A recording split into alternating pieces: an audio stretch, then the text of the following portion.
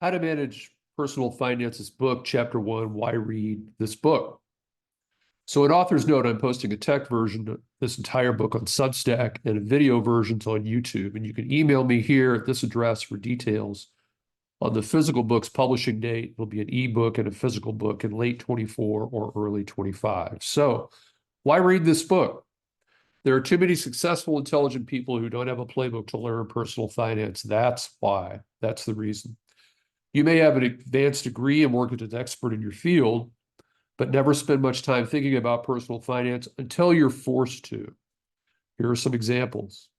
A mental health therapist who manages her own practice. She holds a graduate degree and has professional credentials, but she's frustrated with the process of filing her tax return. Basic stuff. A Yale-educated doctor and researcher who was told by her realtor that mortgage interest is 100% deductible in your tax return, and then finding out through her CPA that that's not the case. It's limited based on your total income. And finally, a VP of marketing with a Harvard MBA who was presented with 3 different proposals for life insurance and doesn't understand the differences. All people I know personally, highly educated, successful people who could make better personal finance decisions if someone gave them a playbook, and I hope this book is that playbook. So what about format and style?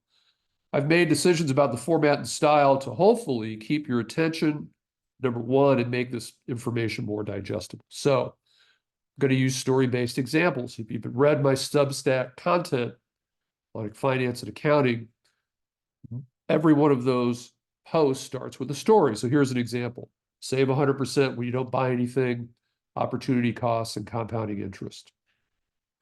I saw a meme on a sign outside a store that said, save 100% when you don't buy anything. I thought it was funny and a useful way to introduce the concepts of opportunity cost and compounding interest. We'll cover both later in the book. Now, had I just launched into these financial topics without the story, you may not keep reading. So as often as possible, I start a new topic with a story to keep you engaged. After all, my goal is to motivate you to keep reading, so ultimately you use what's in the book. You'll also see one example throughout the book. The book follows the personal finances of Sally and the decisions she makes along the way. You'll see her personal budget, the investing decisions she makes, and other information. So by using one example and building on it, you can visualize how decisions fit together. For example, the monthly budget she creates in the book impacts the amount she invests each month. It's in her budget. The retirement plan she has through work impacts how she invests, specifically the stock and bond investments that are owned in her plan. You can always refer back to other sections of the book to refresh your memory about Sally's decisions. Information in small amounts. As I introduce new concepts, information will be in small amounts. For example, there are thousands of mutual funds to choose from. You are bombarded with advertising and marketing on funds. I'm only going to explain 2. Understanding mutual funds is a challenge. I'll minimize that complexity by using just 2 examples. Action steps you can take, and this is the key. My hope is that you do something with the information in this book, that you take action as a result of reading it.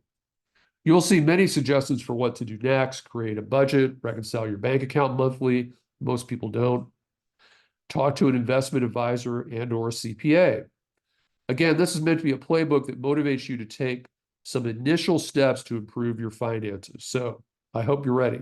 And remember, I'm posting a text version of the entire book here on Substack, where you already are, and video versions on YouTube. You will see a dedicated set of links on YouTube. You can email me here for details on the actual book's publishing date that'll be in late 24 or early 25. Thanks for watching.